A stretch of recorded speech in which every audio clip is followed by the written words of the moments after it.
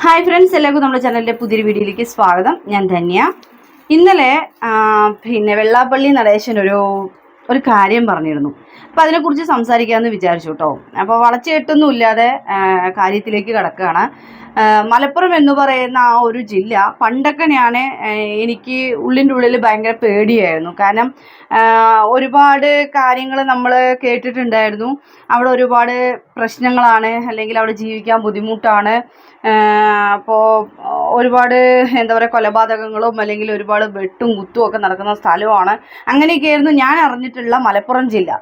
പക്ഷേ കാലക്രമേണ ഓരോ വർഷം കഴിയും തോറും അവിടുത്തെ ആ ഒരു മലപ്പുറം ജില്ലയെക്കുറിച്ച് ഞാൻ കേൾക്കുന്നത് നല്ലൊരു മതസൗഹാർദ്ദത്തിൻ്റെ ഒരു ജില്ലയാണ്.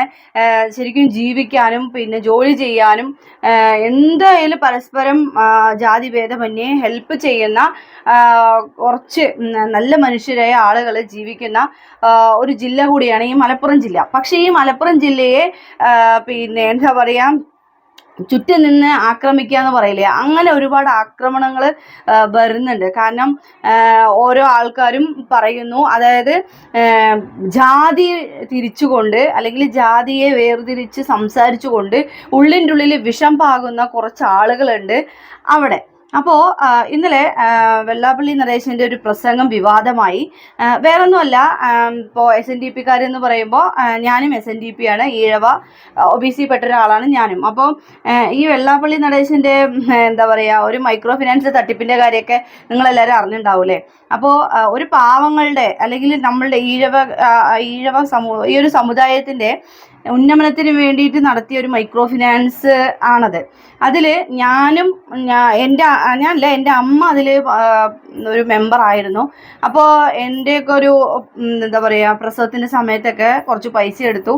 അപ്പോൾ അത് തിരിച്ചടയ്ക്കാനൊക്കെ കുറച്ച് ബുദ്ധിമുട്ടായി. അപ്പോൾ കൂട്ടം ചേർന്ന് ആക്രമിക്കുക എന്ന് പറയില്ലേ, അങ്ങനെ ഒരു പറ്റം ആളുകൾ ഞങ്ങളുടെ വീട്ടിൽ വന്നിട്ട് ഇരിക്കും.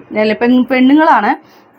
അപ്പോൾ അവരിവിടെ വന്നിരിക്കും, ഡെയിലി ഇവിടെ വന്നിരിക്കും. അപ്പോൾ അമ്മയ്ക്ക് കൊടുക്കാൻ ഇപ്പം നിവൃത്തിയില്ല, കാരണം അമ്മ പണിക്ക് പോകുന്നില്ലല്ലോ. എനിക്ക് ഒന്ന് എന്താ പറയുക, 28 ദിവസം കഴിയണം, അല്ലെങ്കിൽ 90 ദിവസം കഴിഞ്ഞാലേ അമ്മയ്ക്ക് പുറത്ത് പണിക്ക് പോകാൻ പറ്റുള്ളൂ. എന്നാലാണ് അമ്മയ്ക്ക് അത് അടയ്ക്കാൻ പറ്റുള്ളൂ.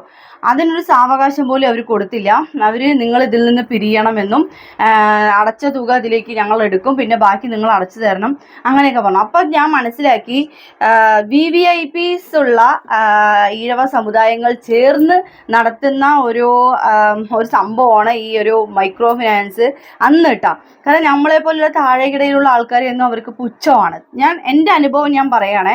അപ്പോൾ ഒരു പുച്ഛമാണ്. അപ്പം അല്ലാണ്ട് ഞങ്ങളുടെ ഉന്നമനത്തിന് വേണ്ടിയിട്ടൊക്കെ നടത്തിയതാണെന്ന് വെച്ച് കഴിഞ്ഞാൽ പിടിയാലെ ഗുണ്ടായിസം കാണിച്ചിട്ട് ആ പൈസ തിരിച്ചു മേടിക്കുന്ന ഒരു പ്രവണത എന്തായാലും ഉണ്ടാവില്ലല്ലോ. അപ്പോൾ അതായിരുന്നു എൻ്റെ അനുഭവം. അപ്പോൾ ഇങ്ങനെയുള്ള ആളാണ് മലപ്പുറം ജില്ലയിൽ പോയിട്ട് നിങ്ങളിങ്ങനെ ഞെരുങ്ങി കഴിയുകയാണ്, പേടിച്ച് കഴിയുകയാണ് എന്നൊക്കെ പറഞ്ഞിട്ട്. ഇപ്പോൾ അവിടെ ഒരു 1000 പേര് ഇരിക്കുന്നുണ്ടെങ്കിൽ ഒരു 10 പേരുടെ മനസ്സിലെങ്കിലും വേർതിരിവ് വന്നിട്ടുണ്ടാവും. ഇല്ലയെന്ന് പറയാൻ ഒരിക്കലും കഴിയില്ല. കാരണം എന്ന് വെച്ച് കഴിഞ്ഞാൽ നിങ്ങൾ ഒരു പള്ളിക്കൂടം ഉണ്ടാക്കിയോ, അതായത് ആൾ ഉദ്ദേശിക്കുന്നത് മദ്രസകളും പള്ളികളും ഏറ്റവും കൂടുതലാണ്. ഹിന്ദുക്കൾക്ക് വേണ്ടിയിട്ടുള്ള വല്ല കോളേജോ കാര്യങ്ങളോ എന്തെങ്കിലും ഉണ്ടോ എന്നുള്ളത് അയാൾ പറയാതെ പറയുന്നതാണ് ഞാൻ കണ്ടത്. അപ്പോൾ ഇങ്ങനെയൊരു വിവാദ പ്രസംഗം ഈ ഒരു മലപ്പുറം ജില്ലയിൽ വന്നിട്ട് സംസാരിക്കേണ്ട ആവശ്യം ഈ വെള്ളാപ്പള്ളിക്ക് ഇല്ലായിരുന്നു.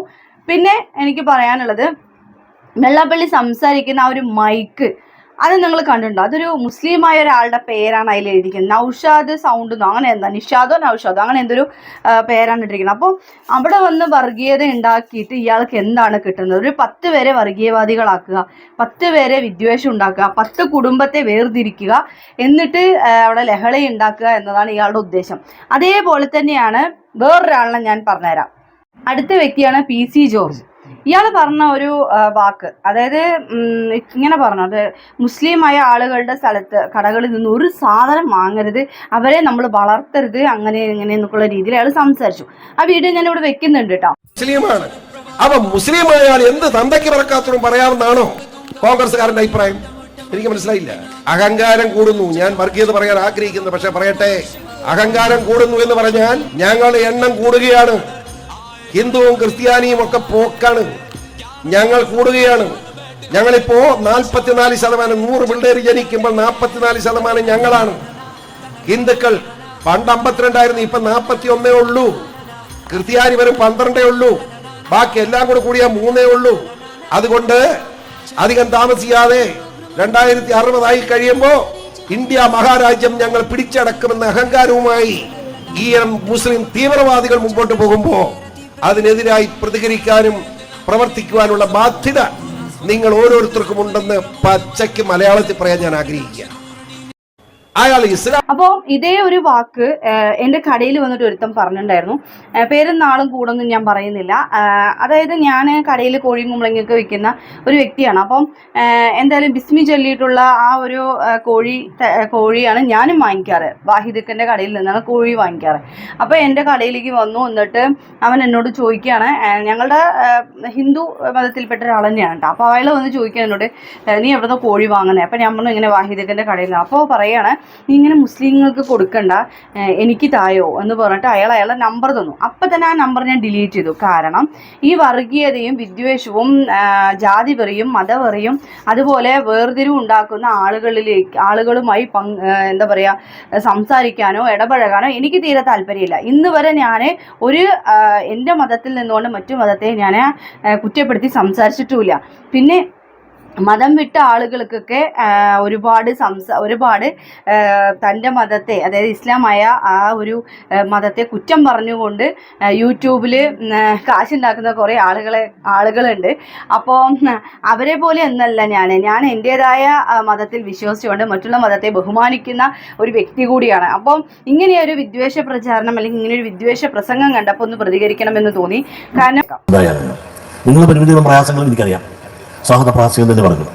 നിങ്ങളുടെ പ്രത്യേക ഒരു രാജ്യത്തിൻ്റെ ഇടയിൽ മറ്റു കുറേ ആളുകളുടെ ഇടയിൽ എല്ലാ തിക്കും നോട്ടും നോടും ഒക്കെ മേടിച്ച് ഇങ്ങനെ ഭയന്നും ഒക്കെ ജീവിക്കുന്ന ആളുകളാണ്.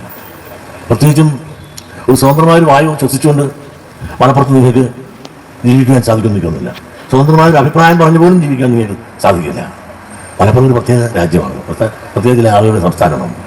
അതുകൊണ്ട് തന്നെ എന്ത് പറ്റി, ഇന്ത്യക്ക് സ്വാതന്ത്ര്യം കിട്ടി ഇത്രയും നാളായിട്ട് പോലും സ്വാതന്ത്ര്യത്തിൻ്റെ ഗുണഫലങ്ങളുടെ ഒരു അംശം പോലും ഈ പിന്നോക്ക വിഭാഗങ്ങൾക്ക് മലപ്പുറത്ത് ലഭിച്ചിട്ടുണ്ടോ? മഞ്ചേരി ഉള്ളതുകൊണ്ട്, അദ്ദേഹത്തിൻ്റെ സ്ഥാപനം ഉള്ളതുകൊണ്ടും നിങ്ങൾക്ക് കുറച്ചുപേർക്കെല്ലാം വിദ്യാഭ്യാസം ലഭിക്കാനുള്ള അവസരം ലഭിക്കും. ഇവിടെ നിങ്ങൾ ആലോചിച്ച് നോക്കും, നമുക്ക് എന്ത് നിങ്ങൾക്ക് പഠിക്കാൻ അല്ലെ പഠിപ്പിക്കുവാൻ മലപ്പുറത്ത് എവിടെയുണ്ട്? ഒരു കുട്ടിപ്പള്ളിക്കൂടം പോലും തരുന്നുണ്ടോ? ഇവിടെ പല ഭരണകൂടങ്ങളും വന്നു പോയി. ഈ വന്നവരും പോയതും എല്ലാം തന്നെ അവരുടെ കുടുംബസ്വത്തായി കണക്കായിക്കൊണ്ട് അവരുടെ കുടുംബത്തിലേക്ക് എല്ലാ അധികാരങ്ങളും അവകാശങ്ങളും കൊണ്ടുപോയപ്പോൾ ഞങ്ങളും കുടുംബക്കാരാണ് എന്നുള്ള വിചാരത്തോടു കൂടി ഈ പിന്നോക്ക വിഭാഗങ്ങൾക്ക് ഒരു പൊട്ടും പിടിയുമെങ്കിലും അയ്യപ്പൻ ഇരിക്കട്ടെ എന്ന് കണക്കാക്കിക്കൊണ്ട് ഒരു കുട്ടിപ്പള്ളിക്കൂടെ പോലും കൊടുത്താൽ ഒരു കോളേജ് ഉണ്ട് അവിടെ, ഒരു ഹയർ സെക്കൻഡറി സ്കൂൾ ഉണ്ടാവും. എന്തുണ്ട് മലപ്പുറത്ത്? നമുക്ക് തൊഴിലുറപ്പുണ്ടായിരിക്കും, അതിലൊക്കെ നമുക്ക് വളരെ പ്രാതിനിധ്യമുണ്ട്. ബാക്കി എന്തിനാണ് നമുക്ക് പ്രാതിനിധ്യം? എല്ലാവർക്കും വോട്ട് കൊടുക്കാൻ മാത്രം വിധിക്കപ്പെട്ടവരാണ്.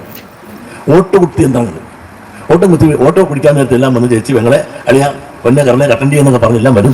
അതും മേടിച്ച് ഓട്ടം മേടിച്ചുകൊണ്ട് പോയി നമ്മൾ ആരും മാനവ മാത്രത്തോളം വെച്ച് കണ്ടതായി ഭാവിക്കാറില്ല, ഒന്നും തരാറില്ല, കിട്ടാറില്ല. കാരണം ഞാനും SNDP ആയതുകൊണ്ടാണ് ഞാനും കൂടി ഇങ്ങനെ പ്രതികരിച്ചത് കേട്ടോ.